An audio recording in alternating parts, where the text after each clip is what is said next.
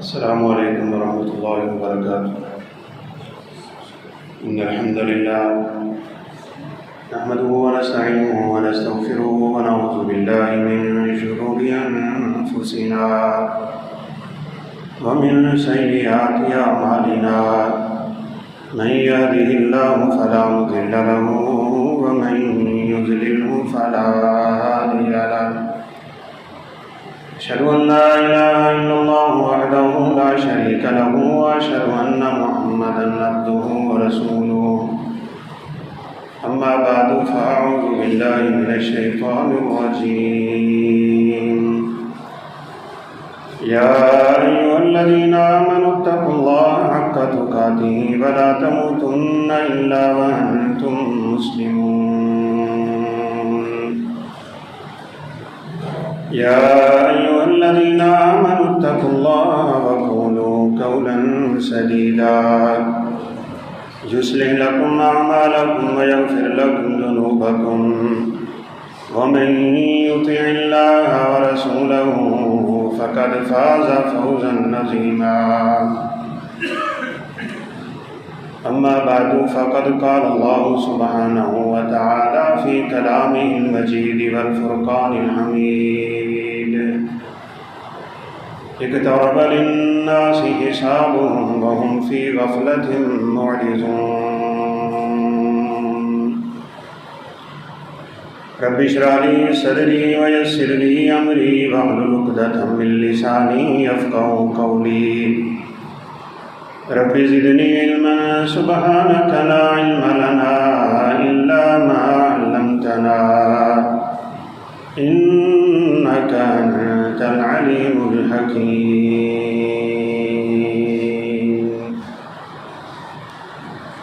ہر قسم کی حمد و ثنا، کبریائی، بڑائی، تکبیر، تحمید، تسبیح، تعلیم، تعریف اللہ رب العزت کے لیے ہے.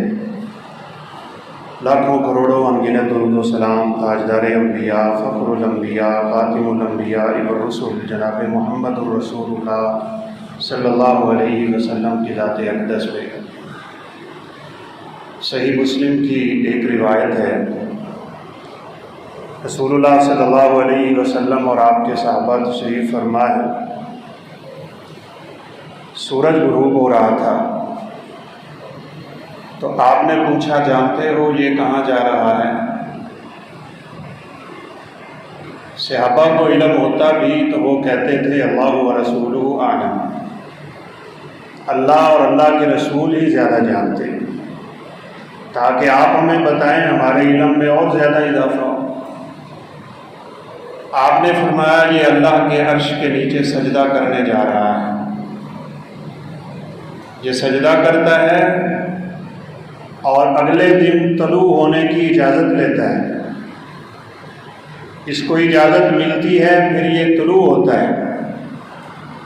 ایک دن ایسا آئے گا کہ یہ رب تعالیٰ سے طلوع ہونے کی اجازت مانگے گا تو اللہ رب العزت کہیں گے ارجعی من حیث جئتی، چل واپس جہاں سے تو آیا ہے. اس دن یہ مغرب سے طلوع ہو جائے گا. اس کے بعد قیامت کی ہولناکیاں شروع ہو جائیں گی. ایک دوسری روایت میں اشارہ ہے یہ ایک دروازے سے گزر کے جاتا ہے، اور آپ اندازہ لگائیں وہ دروازہ کتنا بڑا ہوگا. نبی کائنات علیہ الصلوۃ والسلام نے فرمایا یہی دروازہ توبہ کا دروازہ بھی ہے. وَأَنَا نَبِيُّ توبہ، میں توبہ کا نبی ہوں. دنیا سے لاکھوں گنا بڑا سورج جس دروازے سے گزر کے رب سے اجازت مانگتا ہے، اللہ نے اس دروازے کو توبہ کا دروازہ بنا دیا ہے. آپ اندازہ لگا لیں کہ اللہ اپنے بندوں کی توبہ کتنی قبول کرتا ہے اور اس کو توبہ پسند کتنی. ایک تو یہ عام توبہ ہے جو ان دروازوں سے گزر کے قبول ہوتی ہے، اور ایک انسان کی توبہ خاصہ ہے.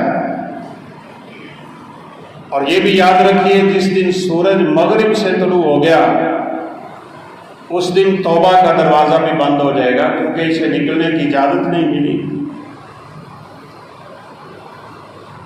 پھر کسی شخص کا ایمان لانا بھی اسے فائدہ نہ دے گا۔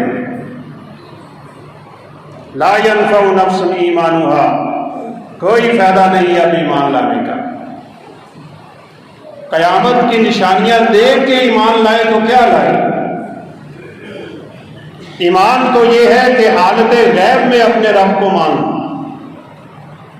ایمان تو یہ ہے بنا دیکھے مانو، ایمان تو یہ ہے قرآن پڑھ کے مان لو، ایمان تو یہ ہے کہ نبی کائنات کا فرمان سن کے مان لو۔ اسی لیے آپ صلی اللہ علیہ وسلم کا ایک فرمان ہے، طوبیٰ لمن رآنی وآمن بی وطوبیٰ 7 مرات لمن لم یرنی وآمن بی۔ مجھے دیکھ کے جس بندے نے کلمہ پڑھا ہے، مجھے دیکھ کے مجھ پہ ایمان لایا ہے، اسے ایک خوشخبری، اور جو بنا دیکھے مجھ پہ ایمان لاتا ہے اسے 7 خوشخبری ہیں۔ ہم وہ امت ہیں جنہوں نے اپنے پیغمبر کو نہیں دیکھا، اور اللہ کے فضل و کرم سے ہم آپ پہ ایمان رکھتے ہیں اور رکھنا بھی چاہیے۔ توبۃ العبد ما لم یغرغر، توبہ خاصہ کا دروازہ تب بند ہوتا ہے جب موت اور نزع کا عالم انسان پہ طاری ہو جائے۔ جب تک جان حلق پہ نہیں پہنچ پاتی تب تک آپ کی اور میری توبہ قبول ہے، اور جب جان ہنسلی کا سفر شروع کر دے گی تو توبہ کا دروازہ بند ہو جائے گا۔ اس لیے توبہ ہمیں کرنی ہے اپنے ان گناہوں سے جو ہم سابقہ زندگی میں کر رہے ہیں۔ اللہ رب العزت ہمیں توبۃ النصوحہ کی توفیق نصیب فرمائے، اور ایمان بالغیب اللہ رب العزت ہمارے دلوں میں اچھی طرح اجاگر فرمائے۔ یاد رکھیے گا، سورج جب مغرب سے طلوع ہوا نا، اس کے ساتھ 3 بڑی چیزیں ظہور پذیر ہو جائیں گی۔ عیسیٰ علیہ السلام نازل ہو جائیں گے، اور مہدی علیہ السلام کا خروج ہو جائے گا، اور اس کے ساتھ ہی دجال بھی نکل پڑے گا۔ ذرا آپ ان واقعات کو اس لیے میں ذکر کر رہا ہوں، ذہن میں رکھیے، یہ انسان کے ایمان کو تازہ بھی کرتے ہیں اور عمل صالح کی طرف کھینچ کے بھی لے جاتے ہیں۔ یہ ایک وقت آنے والا ہے، آپ صلی اللہ علیہ وسلم نے فرمایا قیامت سے پہلے جنگیں ہوں گی، ملاحم، ساری نشانیاں پوری ہو رہی ہیں۔ وَبَيْنَ يَدَيِّ السَّاعَةِ مَوْتَانِ شَدِيدَانِ، قیامت سے پہلے اجتماعی موتیں ہوں گی۔ الحرج الحرج، قتل اتنا عام ہو جائے گا، نہ مارنے والے کو علم ہوگا میں کیوں مار رہا ہوں، نہ مرنے والے کو علم ہوگا میں کیوں مرا۔ دھماکے، سیلاب، تباہ کاریاں، زلزلے، اجتماعی موتیں، جب یہ چیزیں شروع ہو جائیں اپنے رب کی طرف واپس جانے کا ارادہ کر۔ قیامت قریب ہے، اور بڑی قیامت تو آنی ہی آنی ہے۔ انسان کی موت واقع ہوئی تو اس کی قیامت تو شروع ہوگی۔ آپ صلی اللہ علیہ وسلم نے فرمایا جنگیں ہوں گی قیامت سے پہلے، بڑی بڑی خطرناک جنگیں ہوں گی۔ ایک ایسی جنگ ہوگی، آپ نے فرمایا اس میں مرنے والوں کی تعداد اتنی ہوگی کہ پرندہ پیدا ہوتے پرواز شروع کر دے اور اپنے بڑھاپے کی عمر تک پرواز کرتا رہے، وہ لاشیں ختم نہ ہوں۔ ایسا ہوگا، ہمارا ایمان اور یقین ہے۔ آخری جنگ جا کے قسطنطنیہ کی ہوگی۔ رسول اللہ صلی اللہ علیہ وسلم نے فرمایا یہ جنگ تلواروں سے نہیں ہے، یہ جنگ اسلحہ سے نہیں ہے، یہ ایٹم بم سے نہیں ہے۔ اپنے ایمانوں کو تازہ کر لو۔ اللہ کے پیغمبر نے فرمایا وہ مجاہدین جو قسطنطنیہ کو فتح کرنے کے لیے جائیں گے، 3 بڑی فصیلیں ہوں گی قسطنطنیہ کی۔ یہ لشکر اسلامی جب وہاں پہنچے گا، نہ تلوار چلے گی نہ نیزہ چلے گا، اللہ اکبر کا نعرہ بلند کریں گے، اپنی زبان سے لا الہ الا اللہ پڑھیں گے، ان کے اس کلمے کے روب سے قسطم دنیا کی پہلی فصیل دھڑام کر کے زمین پہ گر جائے۔ اس کلمے کا وزن سمجھ لو جو ہم صبح و شام پڑھتے ہیں، اس کلمے کے روب سے پہلی دیواریں قسطم دنیا کی گریں گی۔ فرمایا پھر وہ دوسرے دفعہ اللہ اکبر لا الہ الا اللہ کا کلمہ بلند کر دیں گے، پھر دوسری فصیل دھڑام سے گرے گی، اسی طرح تیسری۔ اس جنگ میں صرف لا الہ الا اللہ کام آ جائے گا۔ اس کلمے کی دولت اللہ رب العزت قسطم دنیا کو مسلمانوں کے لیے فتح فرما دیں گے اور مسلمان لشکر اس قسطم دنیا میں داخل ہو جائے گے۔ کثرت سے پڑھا کریں لا الہ الا اللہ، قبل اس کے کہ آپ کی اور میری موت آ جائے۔ حسن بصری رحمۃ اللہ علیہ فرمایا کرتے تھے ما من شیء اشد، شیطان پہ سب سے بھاری کلمہ جو شیطان کی کمر توڑ کے رکھ دیتا ہے وہ لا الہ الا اللہ۔ افضل الذکر لا الہ الا اللہ، یہ کائنات کا افضل ترین ذکر ہے، اپنی زبانوں پہ اس کو جاری کریں۔ رسول اللہ صلی اللہ علیہ وسلم نے فرمایا قیامت کے دن انسان کا نامہ اعمال کھولا جائے گا، اس کی برائیوں کے 99 صحیفے 99 ایک کم 100 تا حد نگاہ کھلے پڑے ہوں گے۔ اتنی برائیاں انسان کرتا ہے اپنی زندگی میں، ایک ایک کلمہ، ایک ایک لمحہ، ایک ایک فکر، ایک ایک سوچ، ایک ایک حرکت، ایک ایک قدم، تیرے ہاتھ کی حرکتیں، تیری آنکھوں کے اشارے، تیرے کانوں کی سماعت، تیری آنکھوں کی بصارت، تیری زبان کی قوت گویائی، ایک ایک حرف کیا نقطہ زیر زبر فرشتے تحریر کر رہے ہیں۔ کل قیامت کے دن انسان کے سامنے کھل جائے گا تا حد نگاہ 99 صحیفے انسان کی برائیوں کے کھلے پڑے ہوں گے۔ وہاں پہ لرز رہا ہوگا، کانپ رہا ہوگا، جہنم میں جانے کی تیاری کر رہا ہوگا۔ قربان جائے اس کلمے کی شان پہ اللہ رب العزت اس سے کہیں گے تیرے پاس ایک کارڈ ہے جو وہ کارڈ آج تیرے کام آنے والا ہے۔ یا اللہ 99 صحیفے برائیوں کے تا حد نگاہ جہاں تک نظر جا رہی ہے میری برائیاں ہی برائیاں ہیں، یہ ایک چھوٹا سا کارڈ کیا کرے گا؟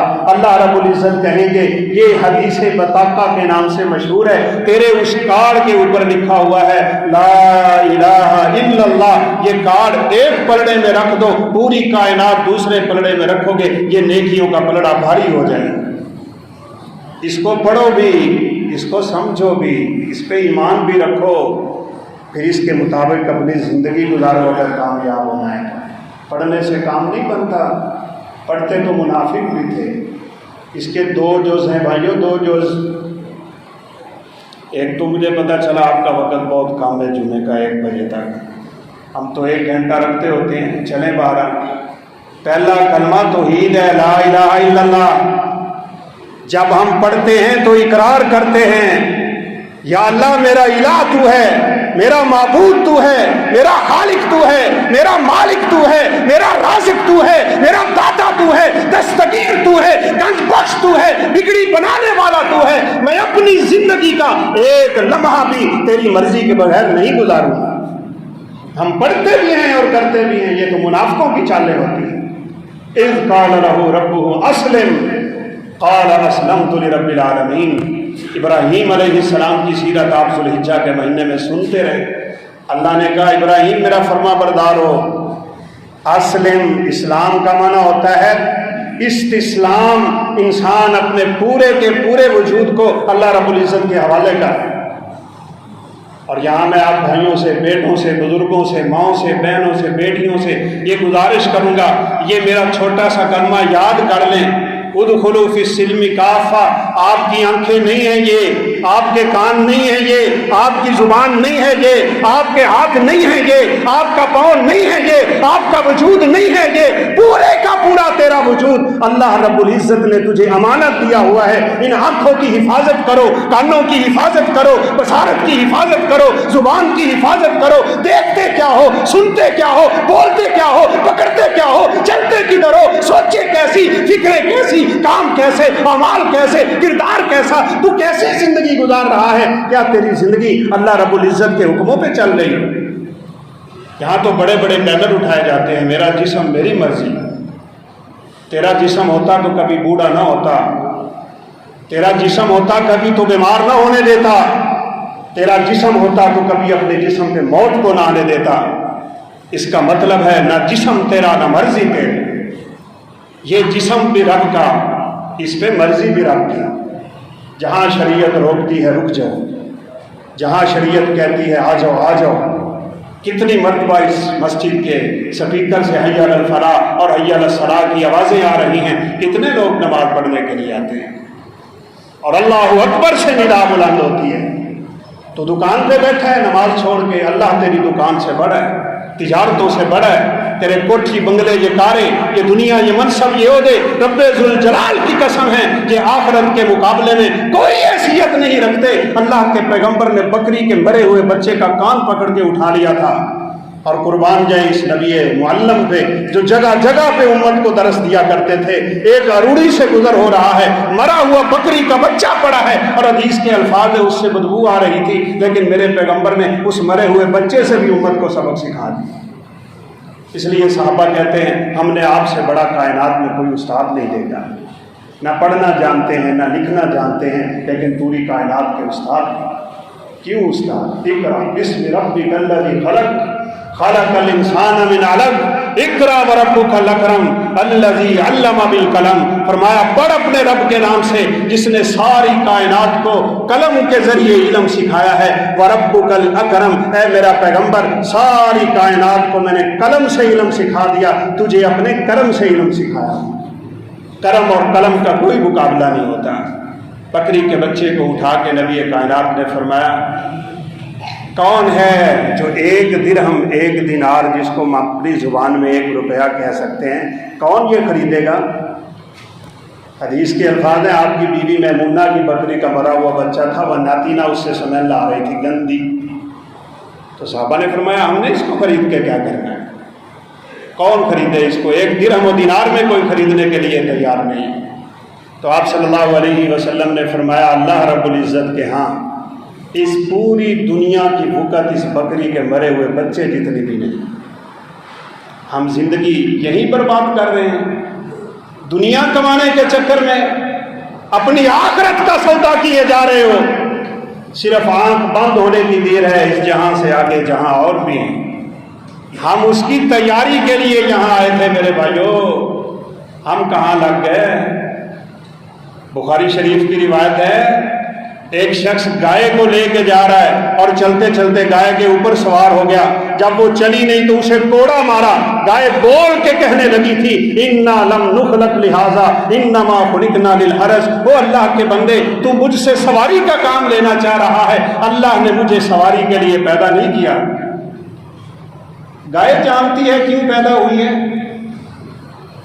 جانور جانتا ہے کیوں پیدا ہوا، لیکن ہم کائنات کے افضل ترین مخلوق کو نہیں سمجھ رہے ہمیں اللہ نے پیدا کیوں کیا تھا۔ یہ دنیا کا چکر چلانے کے لیے پیدا کیا تھا۔ او بھائیو ایک وقت آنے والا ہے، میں نے بات اس لیے شروع یہاں سے کی، رسول اللہ صلی اللہ علیہ وسلم نے فرمایا یہ نہر فرات اپنی جگہ سے ہٹ جائے گی، یہ جو بغداد اور ترکی کے علاقوں سے فرات کی نہر چل رہی ہے یہ اپنی جگہ سے ہٹے گی، اس کے نیچے سے سونے کے پہاڑ نکل آئیں گے۔ آپ نے فرمایا اگر تم میں سے کوئی وہ زمانہ پا لے اس سونے کو ہاتھ نہ لگانا، ہاتھ نہ لگانا۔ یہاں تو دنیا میں مرتے پھرتے ہیں نا، ٹکے ٹکے پہ ایمان بیچتے ہیں لوگ۔ آپ صلی اللہ علیہ وسلم نے فرمایا تھا 6 چیزوں سے پہلے پہلے عمل کر لو، ایک وقت ایسا آنے والا ہے یصبح مومنا ویمسی کافرا ویمسی مومنا ویصبح کافرا یبیع دینہ بعرض من الدنیا، لوگوں کا دنیا کے پیچھے یہ حال ہو جائے گا، ٹکے ٹکے پہ ایمان بیچ ڈالیں گے، صبح کو بندہ مومن ہوگا شام کو کافر ہوگا، شام کو مومن ہوا تو صبح کو کافر ہوگا۔ فرمایا اس سونے پہ کوئی بندہ اگر آ گیا، ایسی خون ریز جنگ ہوگی اس سونے پہ، آپ نے فرمایا 100 میں سے 99 بندہ قتل ہو جائے گا۔ اور پھر زلزلے جب آئیں گے نا ان چیزوں کے ظہور کے بعد، تو زمین اپنا خزانہ باہر پھینک دے گی، سونے اور چاندی کے ڈھیر لگے پڑے ہوں گے، اور بندہ قریب سے گزرتے ہوئے کہے گا ہائے افسوس میں نے ان کے پیچھے اپنا دین برباد کر دیا۔ آج کوئی ہاتھ لگانے والا نہیں ہے، اس لیے قبل اس کے کہ وہ وقت آ جائے مجھ پہ اور آپ پہ، ہم نے سمجھنا ہے کہ اس دنیا میں آئے کیوں تھے اور ہم کیا کرتے پھر رہے ہیں۔ اگر خلاصہ میں بات کا اشارہ کر دوں، ہم اس دنیا میں صرف 2 کام کرنے کے لیے آئے تھے بس۔ اللہ کی عبادت کے ذریعے رب کو راضی کر لو، مخلوق کی خدمت کے ذریعے رب کی مخلوق کو راضی کر لو۔ آپ سوچیں گے رزق کہاں سے آئے گا؟ رب ذوالجلال کی قسم، واللہ وباللہ وتاللہ، 3 قسمیں ممبر رسول پہ اٹھا کے میں کہہ رہا ہوں، اگر کوئی شخص اللہ کی عبادت میں مخلص ہو کے لگ جائے، اللہ پہ صحیح توکل کرے، لو توکلتم علی اللہ حق توکلہ لرزقکم کما یرزق الطیر یغدو خماسا ویروح بطانا۔ اللہ رب العزت تو خود کہتے ہیں یا ابن آدم فرغ نفسک لعبادتی املأت یدک بالغنا، او آدم کے بیٹے میرے لیے وقت نکال کے دیکھ، میں تیرے ہاتھ کو اپنی روزی سے بھر دوں۔ ہم وقت ہی نہیں نکالتے، اور نکل آتا ہے ویسے بعض دفعہ۔ ہمارے ایک بزرگ ہیں، کہتے ہیں میں نے ایک ساتھی کو کہا، وہ ہمارے ساتھ کبھی دین کے پروگرام پہ چلا کرتے تھے، پھر کیا ہوا اسٹور بنا لیا، یہ مشین کی لگا لی، چکی وغیرہ لگا لی، تو ہم پھر گئے اس کے پاس ملنے کے لیے، تو کہا دیا میرے پاس وقت نہیں ہے، دنیا کے دھندوں میں پھنس کے تیرے لیے رب کے پاس وقت ہی نہیں ہے۔ اور بعض بیچارے تو بڑے آرام سے کہہ دیتے ہیں میرے پاس نماز کے لیے وقت نہیں۔ اللہ اکبر، اس کو یہ کہنا چاہیے میں اتنا بدبخت ہوں کہ اللہ مجھے اپنے سامنے جھکنے کی توفیق ہی نہیں دیتا، میرا جھکنا رب کو منظور ہی نہیں ہے۔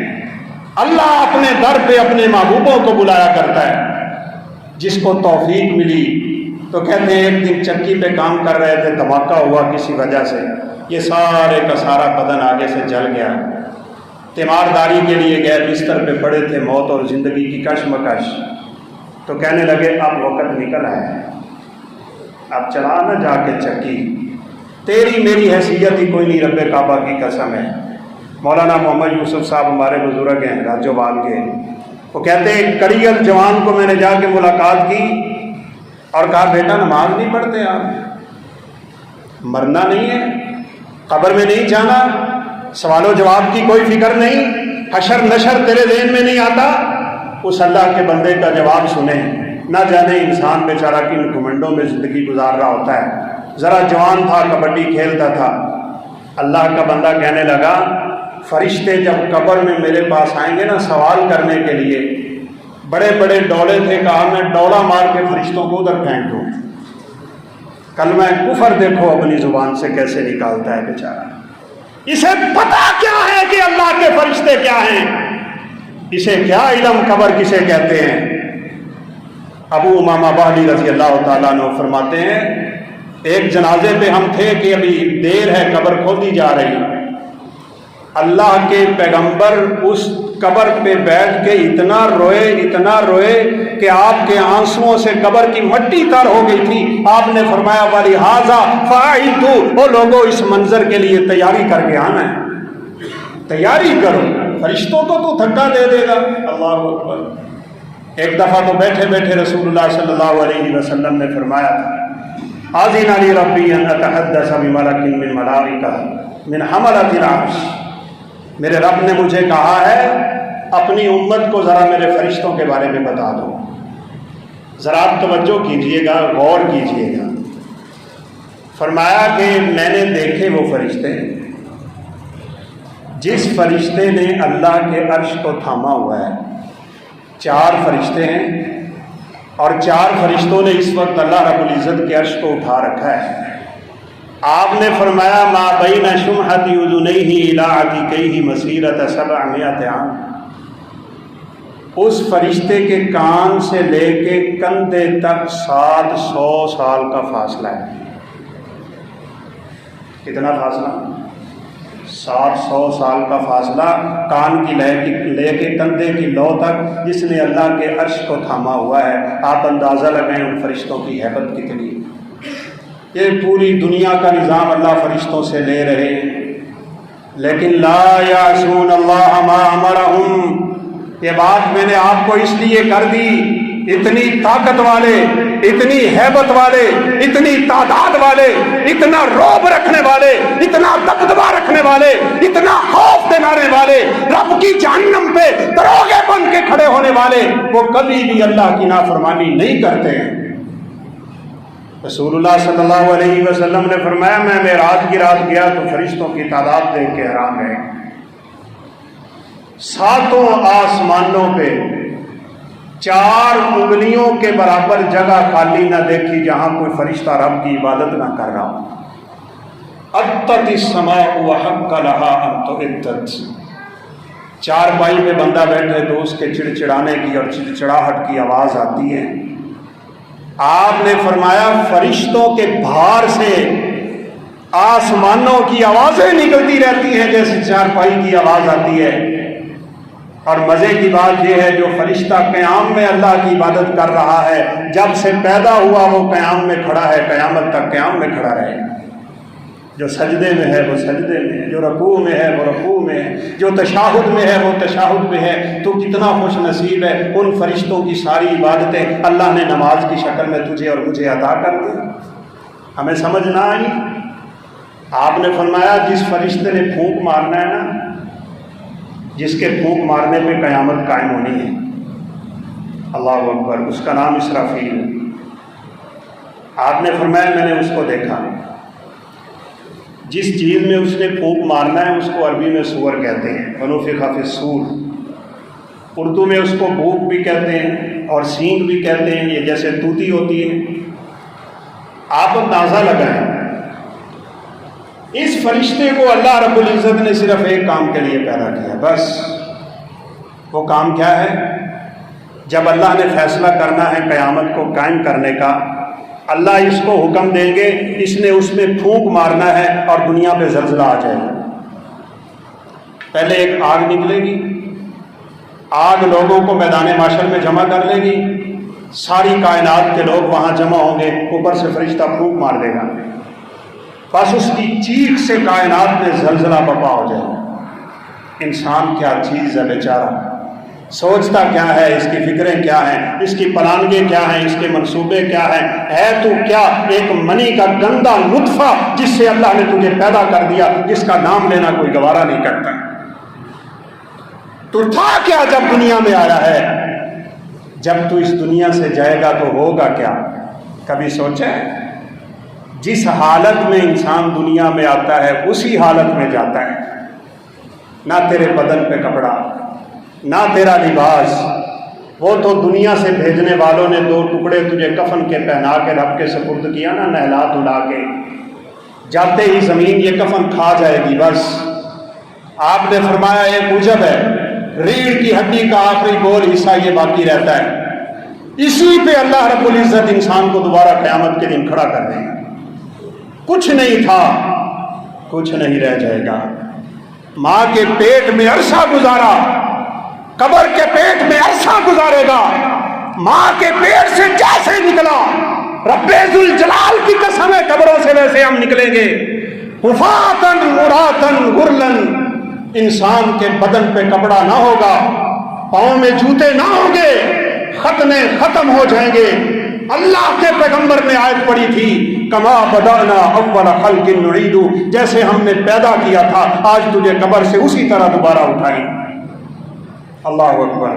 عائشہ صدیقہ طاہرہ مطہرہ صدیقہ کائنات کہنے لگی اللہ کے پیغمبر مرد و عورت ننگے ہوں گے، ایک دوسرے پہ نظر نہ جائے گی؟ فرمایا والموقف اشد ھذا من عائشہ، عائشہ وہ منظر اتنا سخت ہوگا کہ آنکھیں پتھر بن جائیں۔ مسند احمد کی روایت ہے 40 سال تک کسی کو نظر جھکانے کی اجازت نہ ہوگی۔ کہاں گئی انسان کی وہ پھوٹیں، کدھر گئی تیری وہ کبریائی، کدھر گئے تیرے تکبر کے کلمے، کہاں ہے تیری وہ باتیں جو دنیا میں تو کیا کرتا تھا، میں بڑی چیز ہوں، میں بڑی چیز ہوں۔ میں جا رہا تھا، ساتھی نے فون کر دیا، کہا جی میت کو 5 مرتبہ غسل دے دیا ہے، اس کا پھر پخانہ نکل جاتا ہے، یہ تیرا انجام ہے۔ میں بڑی چیز ہوں. چیز کیا ہے؟ کچھ بھی نہیں ہے. خاک سے پیدا ہوا تو خاک میں مل جائے گا. جو تیرا آغاز تھا وہی تیرا انجام ہے. جیسے ماں کے پیٹ سے نکل کے ایک زندگی گزاری ہے نا، قبر کے پیٹ سے نکل کے ایک ایسی زندگی شروع ہو جائے گی جو ختم نہ ہوگی. ہم نکلیں گے کیسے؟ اللہ اکبر. یہ ساری باتیں بڑی تفصیل طلب ہیں، لیکن وقت بہت مختصر ہے. رسول اللہ صلی اللہ علیہ وسلم کے فرمان اور قرآن مجید کی آیات کی روشنی میں کچھ لوگ نعوذ باللہ قبروں سے یوں نکلیں گے جیسے پیاسے کتوں کی زبان زمین پہ لگی ہوئی ہوتی ہے. یہ میری بات نہیں ہے، قرآن کے الفاظ. نحشر المجرمین یومئذ زرقا، پیاسے کتوں کی طرح ان کو کھینچ کے لایا جائے گا رب کے سامنے. کیا زندگی تھی تیری؟ نافرمانی، منچاہی، خواہش پرستی، اور تو نے اپنی مرضی کو اپنا معبود بنا کے زندگی گزار دی. آنا آج اپنے رب کے سامنے. بلکہ مرتے وقت ہی فرشتے تھوڑا دور آ کے کھڑے ہو جاتے ہیں. اخرجوا انفسکم، چودھری صاحب نکالو نا ذرا اپنی جان، تو بڑی شے تھا، اپنی جان نکال کے ہمارے حوالے کرنا. تو کہتا تھا میں بڑی چیز ہوں، نکال اپنی جان. اب کہاں سے نکالے بیچارہ؟ اللہ نہ چاہے تو موت نہیں آتی، اللہ نہ چاہے زندگی نہیں ملتی.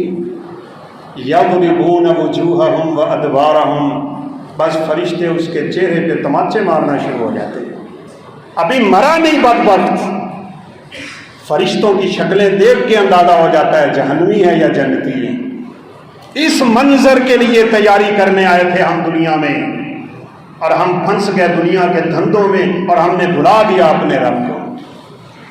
بھائیو، یہ منظر سب کے سامنے آنے والا ہے. بنی اسرائیل کے چند انبیاء کا قبرستان سے گزر ہو رہا تھا تو کہنے لگے یا اللہ ایک مردہ تو قبر سے نکال، ہم اس سے باتیں کر لیں، اپنے دل کی تسلی کر لیں جیسے ابراہیم علیہ السلام نے کی تھی. قبر پھٹی، مردہ باہر نکلا. کہا کیا حال ہے تیرا قبر میں؟ کہا نعمتیں ہیں رب کی جنت کی، ہوائیں ہیں چلتی جنت کی، فضائیں ہیں جنت کی، لباس ہے جنت کے، بستر ہے جنت کا، کھانا آتا ہے جنت سے. میری تو موجیں لگی ہوئی ہیں قبر میں. لیکن ایک بات یاد رکھنا، مجھے مرے ہوئے 100 سال ہو گیا ہے.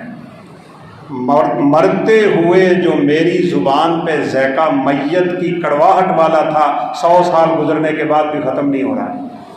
کل نفس ذائقۃ الموت، ہر جان نے موت کا ذائقہ چکھنا ہے. کبھی آپ نے سوچا ہے موت کا ذائقہ کیسا ہوتا ہے؟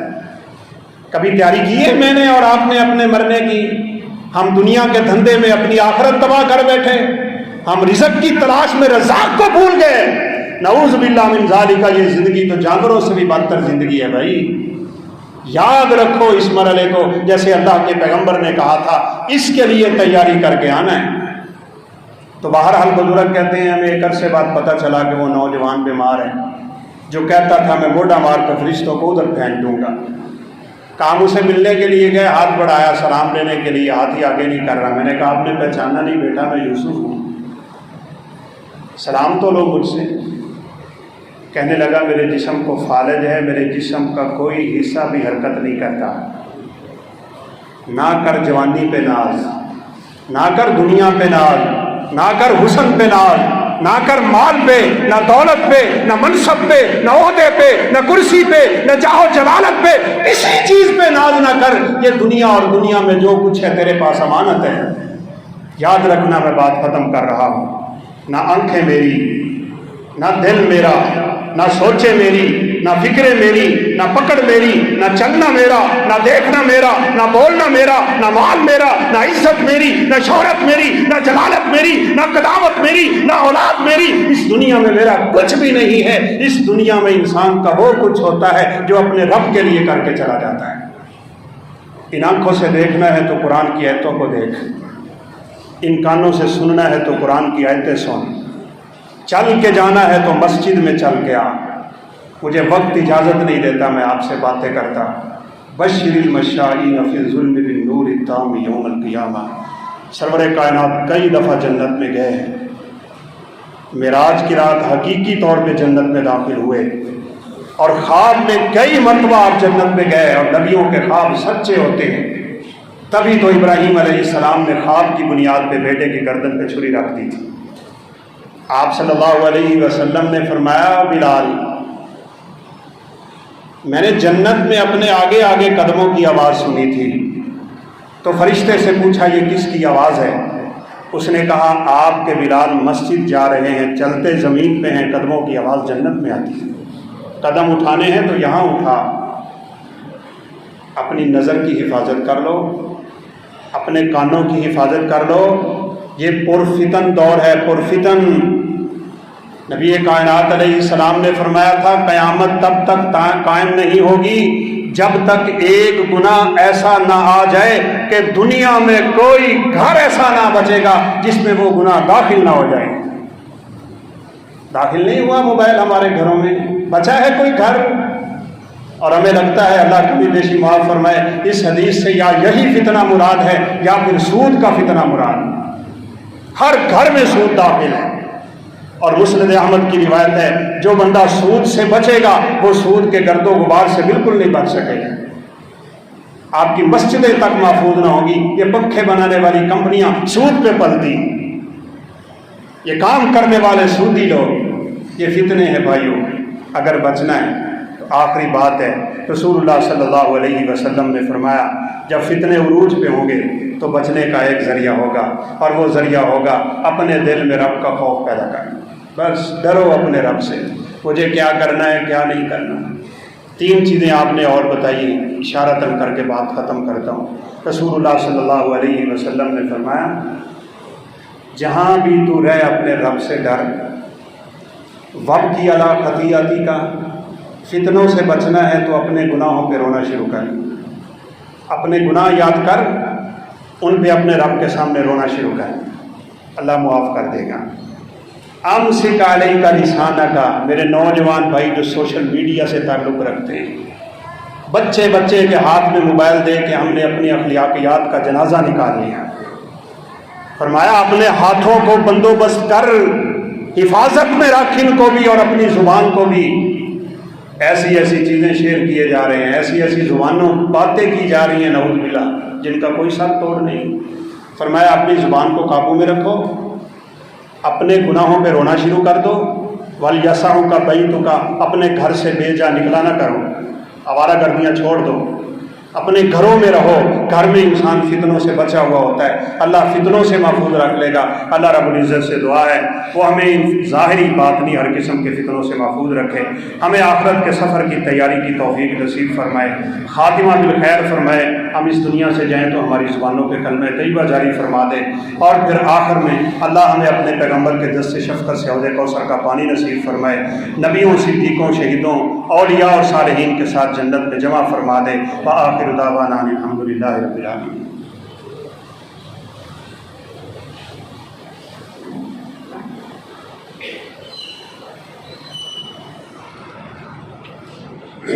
ان الحمد للہ نحمدہ